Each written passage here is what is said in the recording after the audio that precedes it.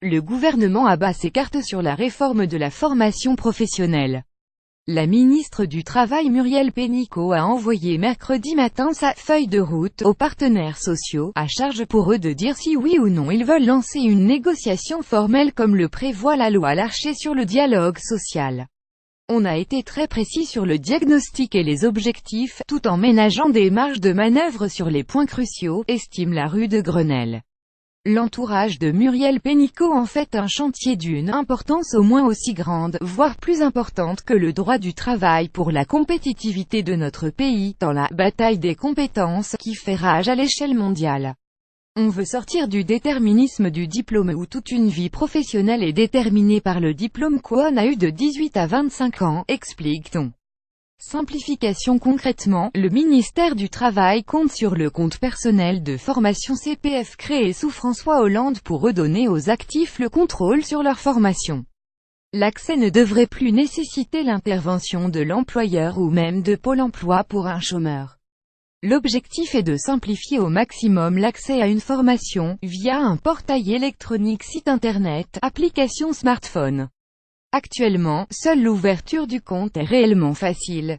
Pour y parvenir, le gouvernement demande aux partenaires sociaux de permettre à chaque salarié de connaître facilement ses droits à la formation, ce qui est déjà le cas, mais aussi les postes à pourvoir dans son bassin d'emploi et les formations qui conduisent à ces emplois, leur taux d'insertion, ainsi que les heures et les jours pendant lesquels elles ont lieu.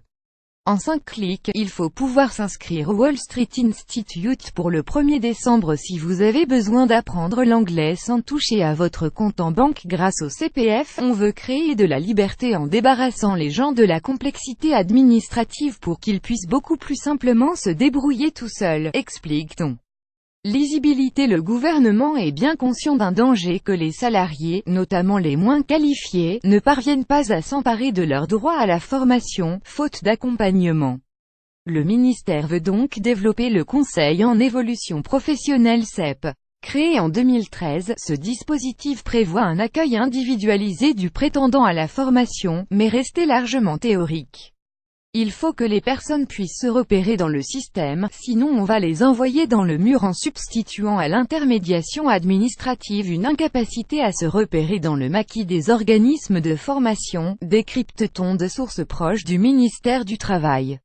L'exécutif intime par ailleurs aux partenaires sociaux de fusionner le congé individuel de formation CIF, qui permet de s'absenter de son poste de travail pour se former avec le CPF au nom de la lisibilité du système pour le salarié.